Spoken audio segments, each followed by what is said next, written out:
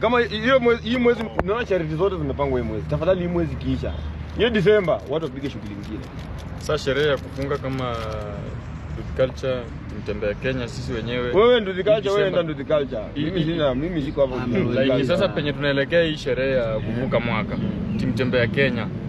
Tuko na sherehe ya sisi wote kando na charity. Sisi kama Mtembea Kenya Riders main tunaenda Mombasa. Tunatoka Nairobi the 28 tunaenda Mombasa tujinais. Last time tulienda Uganda. Kutoka huko tukaenda Uganda tukajinais tukarudi. So this year tunaenda Mombasa. So unamaanisha hiyo ni kujipanga wewe fuel na venye utakula. Sasa unataka nani akupangie?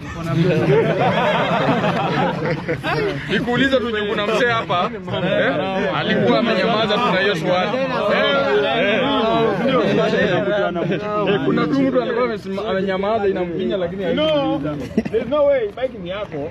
Wewe mwenyewe unaenda kujibamba naye, wewe mwenyewe ndio unairoli, alafu mimi nikuwekee iroli. Na wewe aje sasa. Wewe jipange, sio? Wewe niulize ni siku ngapi? Siku ngapi hata hujaelezea hapo. Wewe mama siku ngapi za Mombasa? Twende Mombasa. Fanya aje, sikia ni wakati kwanza. Sikia ni wakati short kwanza. Tunakuanga na group. Kuna mambo mengine tunaweza ongelea kwa group. Kwa nini nasema hivyo? Hapa kuna